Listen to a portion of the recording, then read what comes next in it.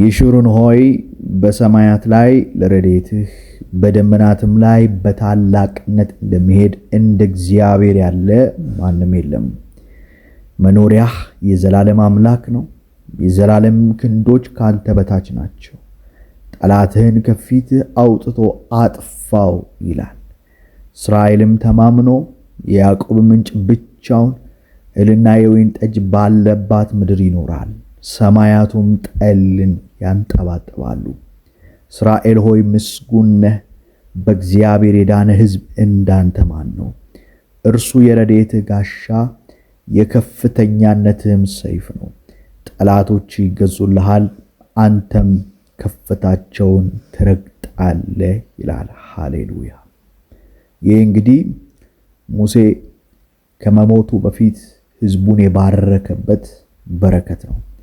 ዛሬም በዚህ ማለዳ በዚህ ቃል በጌታ በኢየሱስ ክርስቶስ ስም እባርካችኋለሁ።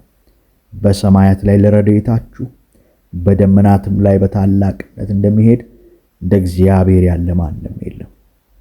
መኖሪያችሁ የዘላለም አምላክ ነው። የዘላለምም ክንዶች ከእናንተ በታች ናቸው። ጠላታችሁን ከፊታችሁ አውጥቶ አጥፉት ይላል። ሃሌሉያ። እናንተም ተማምናችሁ ብቻችሁን እህልና የወይን ጠጅ በሞላበት ምድር ትኖራላችሁ። ሰማያቱ ጠልን ያንጠባጥቡላችኋል። ምስጉኖች ናችሁ። በእግዚአብሔር የዳናችሁ ሕዝቦች ናችሁ።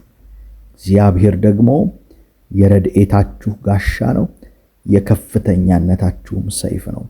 በጌታ በኢየሱስ ክርስቶስ ስም ጠላቶቻችሁም ይገዙላችኋል። አንተም እናንተም ከፍታቸውን ትረግጣላችሁ። በጌታ በኢየሱስ ክርስቶስ ስም ይህንን ቃል በእናንተ ላይ አወጅኩኝ። ሆነባችሁ በኢየሱስ። ክፍሉን ደጋግማችሁ እንድታነቡት በራሳችሁ በሕይወታችሁ በቤታችሁ በልጆቻችሁ ላይ እንድታውጁት በጌታ ፍቅር ጋብዛችኋለሁ። ዘዳግም ምዕራፍ 33 ላይ ክፍሉን ታገኙታላችሁ።